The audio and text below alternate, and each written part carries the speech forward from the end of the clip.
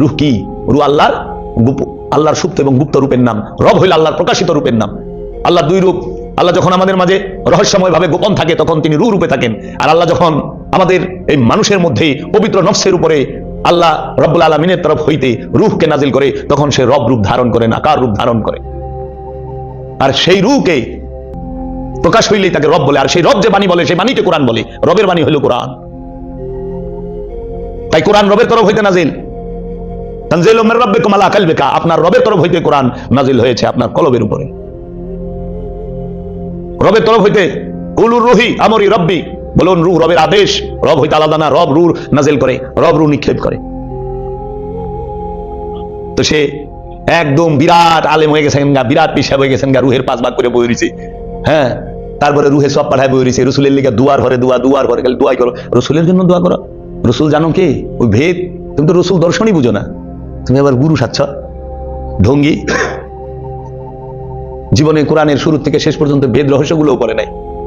আরবি কোরআনের যদি শুরু থেকে শেষ পর্যন্ত অর্থ সহ পড়তো এই ভ্রম থাকতো না। আর যদি কামেলুলির বায়াত হইতো, কামেলুলি পাওয়া কি চারটিখানি কথা?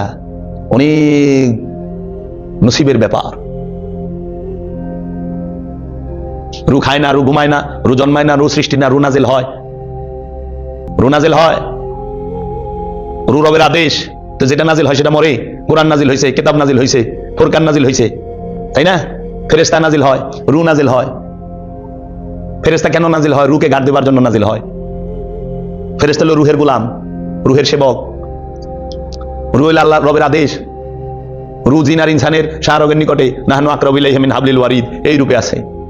আর সেই রু যখন প্রকাশ হয় তখন সে রসুল রূপ ধারণ করে, রব রূপ ধারণ করে। রব সামনে খারাইলে মূর্তিমান হইলে রসুল রূপ ধারণ করে। তার প্রমাণ হলো সূরা মরিয়ম খুলে দেখেন, মা মরিয়মের সামনে রু আসলো, আইসা রসুল রূপ ধারণ করলো। ধারণ করার সাথে সাথে মা মরিয়ম ভয় পেয়ে গেল। বললো যে ঘরে দরজা জানলা সব তো লাগাই না, আপনি কিভাবে আসলেন? বললো মরিয়ম ভয় পাও না, আমি তোমার রবের তরফ হইতে প্রেরিত একজন রসুল।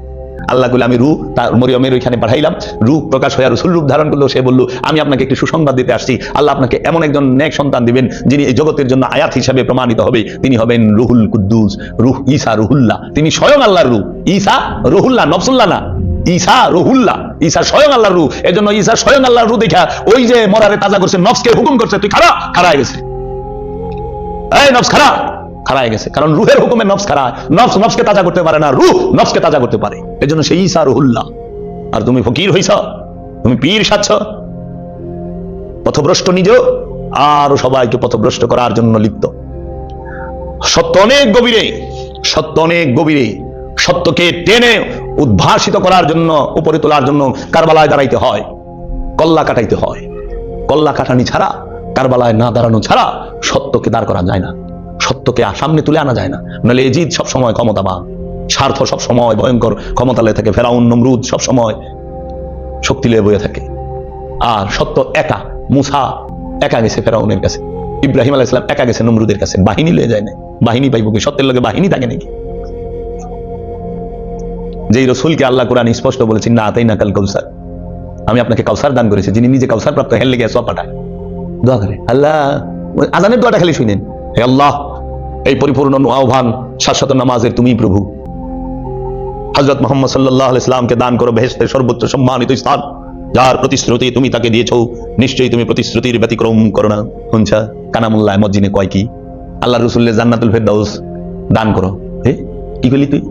কাউসার দান করে দিছে, তুই কো জান্নাতুল ফেরদাউস? জান্নাতুল ফেরদাউস বড় না কাউসার বড়?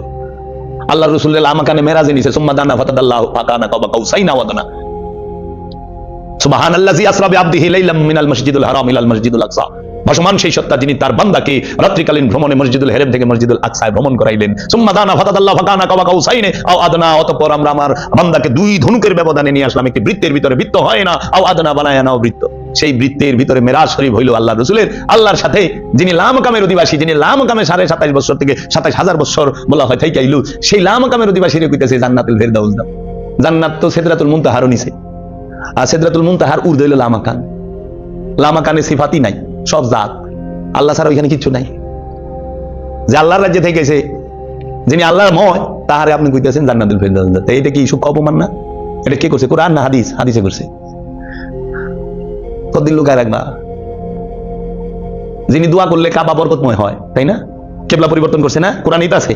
তখন রসুলের থেকে কাবারে বেশি মর্যাদা দিয়ে দিছে। কাবার দোয়ায় রসুল আইছে না রসুলের দোয়ায় মক্কা কাবা হয়েছে, মসজিদুল হারাম কাবা হয়েছে, কোনটা?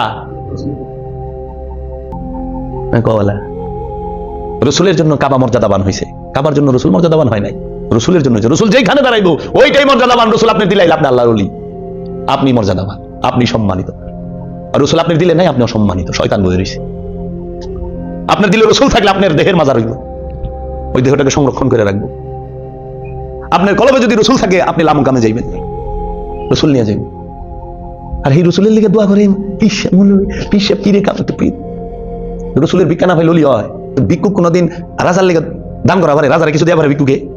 আর এরা পার্সেল আল্লাহ পাঠাই দেব, আল্লাহ দেব, কি কইবে? এর লেগে ভাল লাগে না তো, কথা কইলেই ঝামেলা।